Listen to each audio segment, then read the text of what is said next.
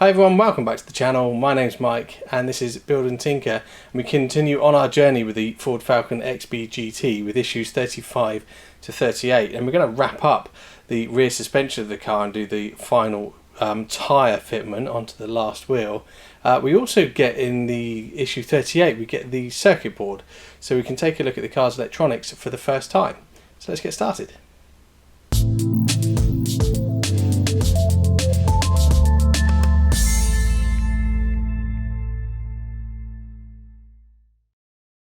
So there's not a lot to do in issue 35. We are fitting the tyre to the hub, and again we've done a few of these already, so there's not a lot to show you. But just to quickly recap, we're going to warm this up in some hot water, about 80 degrees C. Then it's going to be soft enough to be able to get it over the rim with a little bit of assistance from a plastic spudger. So I'm going to do that off camera because I don't have a hot water supply in this particular building. And I will get that done and come straight back. So one advantage of having to go to put the kettle on to do the tyre is you get to make yourself a brew at the same time. So I've got a nice cup of coffee there, and here is our finished wheel. Looks exactly like the other ones, which is pretty cool. So they are nice looking wheels. So that's it, that's all we have to do with that particular issue. So let's go on to the next one. And this next issue is very similar to the one we've literally just done, which is the assembly of the other rear shock and then attaching that to the leaf spring mount. So just a quick recap, we bring this bracket here together with this half of the shock absorber, and we bring them together with a pin which pushes through the whole assembly. And there it is, all pushed together, and then that mounts onto the chassis down here where there's a little recess for it with a screw hole, and then we screw that in the PS05 screw, and that screws in from the other side.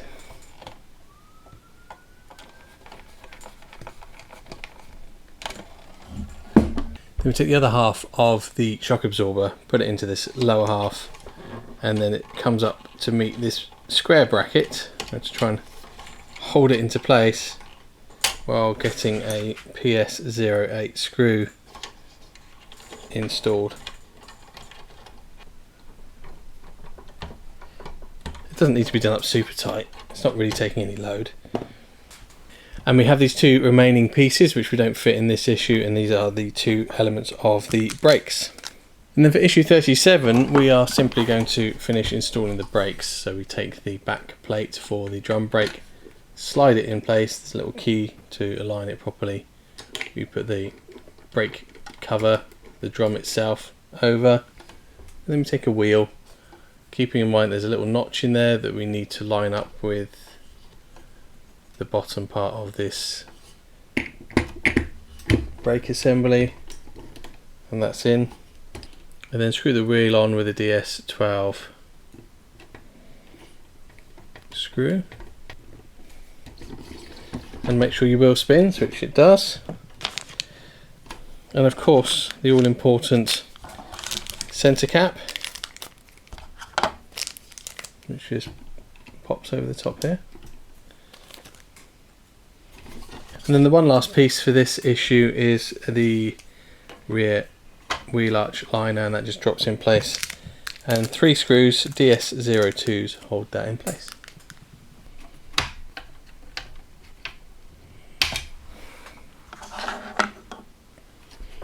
And that's issue 37 complete.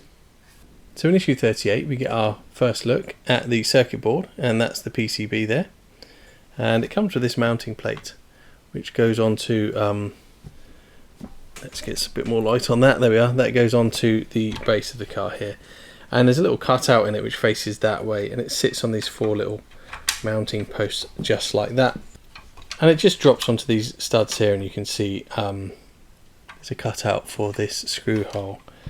The PCB itself, we're going to handle it carefully around the edges, mounts into this plate, and it has to go a particular way round. So we need, it goes this way, so the edge that doesn't have any sockets on it faces the front of the car. And we screw it down with DS10 screws, and there's 4 of them.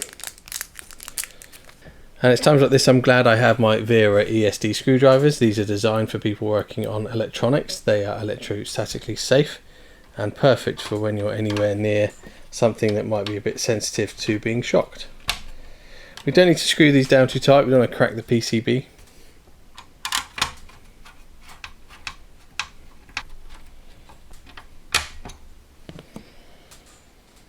And then we also get in this packet a big pile of cables, and let's bring those into shot so you can see them.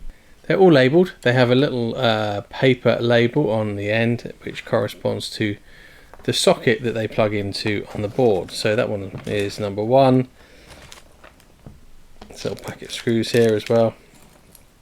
We also get this little sprue with some plastic sort of cable clamps for organising them.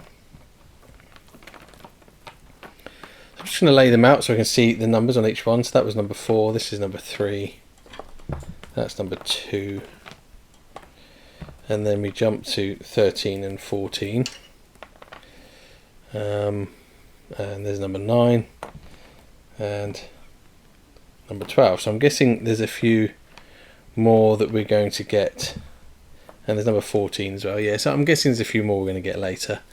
And we plug them into the board, into their corresponding sockets, and in fact on the installation guide it shows you which socket it is, but it's also written on the board itself. But this guide's quite useful. So we'll start with number 3 and work our way around in an anti-clockwise direction.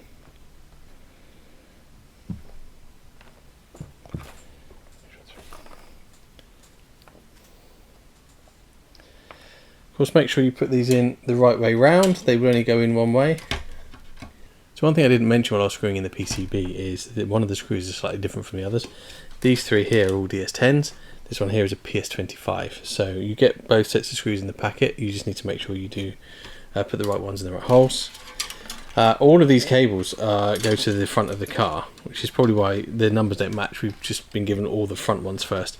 And they have a channel. There's a channel that runs down the car here for the cables to sit in, which is quite handy.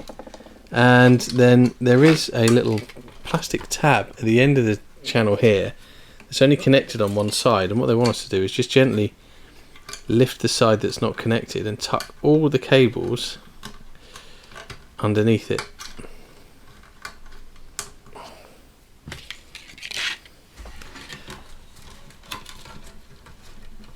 So making sure they're not pulled too tight here.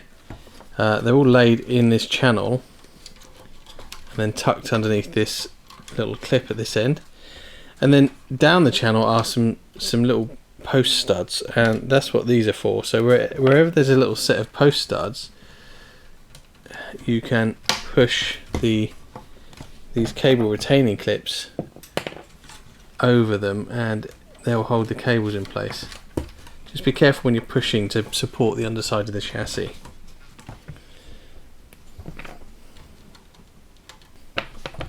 It's actually quite a good design. I've seen a few different ways that they manage cables in different Partwork models, and some of them are certainly not very good. This one works quite well and it's not too fiddly to install. So it looks like there's 4 sets of those studs to put the cable clips on, and they gave us 6 clips, so we do have a couple of spares. And there's our cables neatly run in this rather useful channel in the chassis.